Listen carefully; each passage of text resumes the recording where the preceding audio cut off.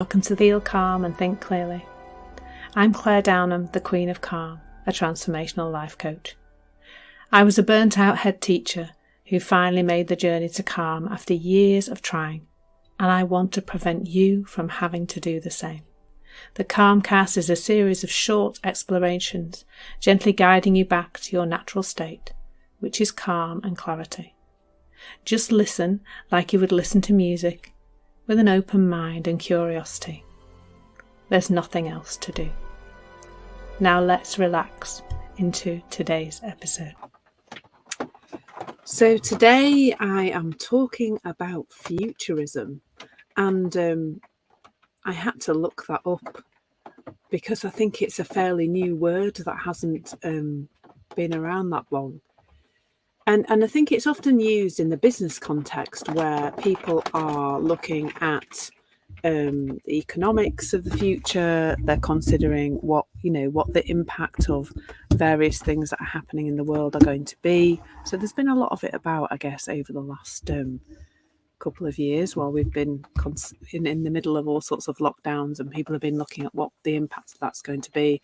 I hear it quite a lot, or I see it quite a lot on social media in places where people are talking about the future in terms of recruitment, because that's really interesting at the moment, in that it seems that there's, in this country at least, there are more jobs than there are people waiting to get a job.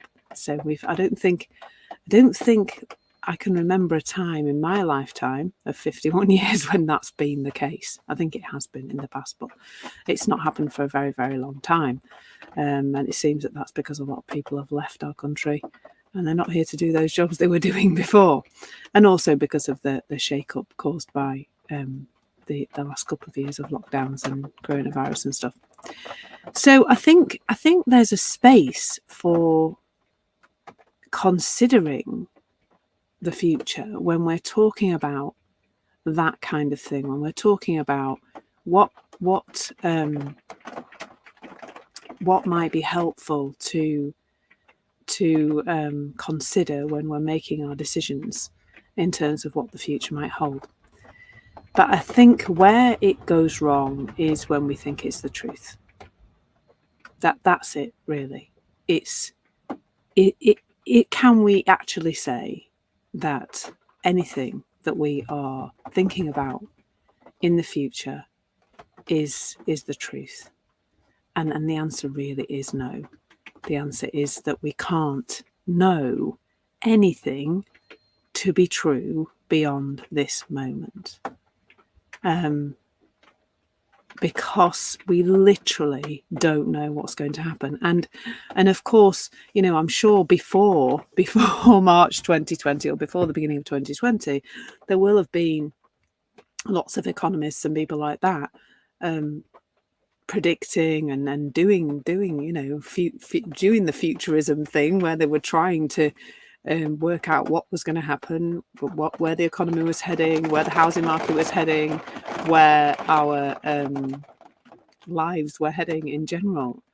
And of course that became completely irrelevant literally overnight, because the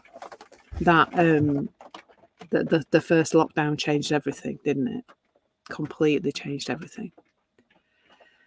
So I think, as I say, there's a nice space where we can get curious and we can be interested in the future. But when it gets to the stage, and this is the stage for a lot of people where it becomes a problem and leads to anxiety, it's that stage where we're believing it to be absolutely true.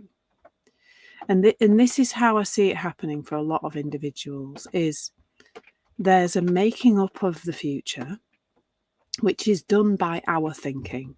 Like, that really is the way. We might think we're collecting evidence from the world and saying, oh yeah, I'm going to put all this evidence together and that means this is definitely going to happen in the future. But for an individual, that we're only going to collect the evidence that we see, and we see very little of reality. in reality. We see very little of reality. We see snippets because our belief system narrows down what we can see. So if we're considering the future, we'll take these snippets of information from the world around us, and we may well decide that we therefore know how something is going to turn out. And what we tend to do then is, after we've created a scary future, often a scary future, because I'm sure we do look into the future and create not things that are not scary, but a lot of the time we're creating a scary future that feels pretty horrible. That was very Yorkshire, wasn't it? And then we use the same thinking, because we only have our thinking available, to try and solve that problem in advance of it happening or not happening, invariably not happening, because it's not going to happen because we've made it up. And then that feels awful. And I'm fairly sure that everybody who ever listens to this has at some point experienced the horrible feelings that come with making up a scary future, and usually an underestimation of ourselves in that future, and then trying to solve it from the same state of mind, or in fact probably actually from a worse state of mind. Because if you've already considered a scary future and thought about it long and hard, which is what we do, isn't it, then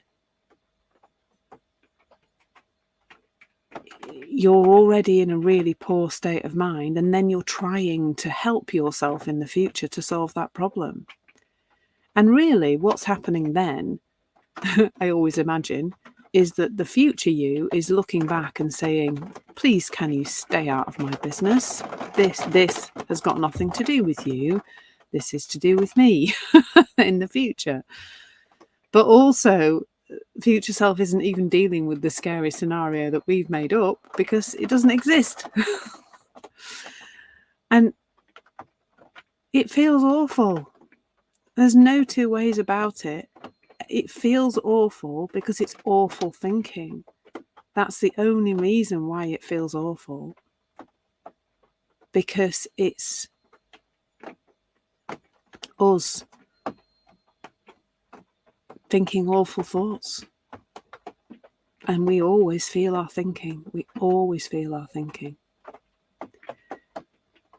And if we're thinking about the future and we're creating something awful that might happen, then it feels awful. It feels anxious.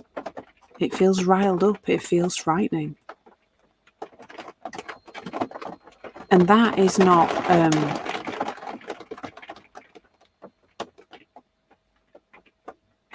that's not good for us. Physiologically, that's not good for us to be in that state of being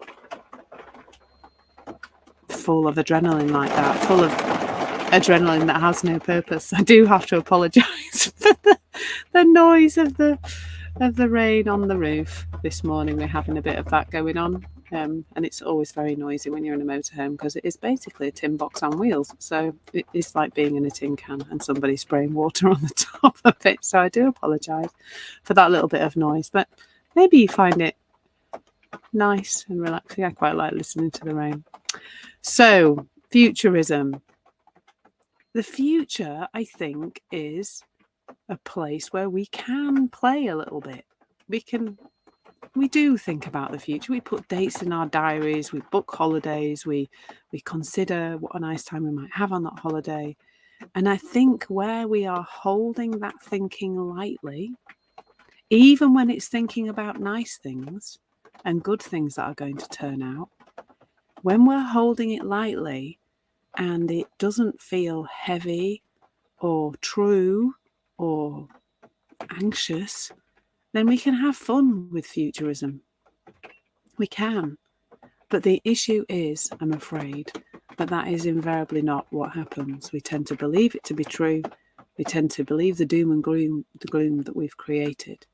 And it doesn't feel particularly nice. And that's the clue. The clue is in the feeling. If your thoughts about the future bring about a light, fun, interested, curious kind of feeling, then that seems to me to be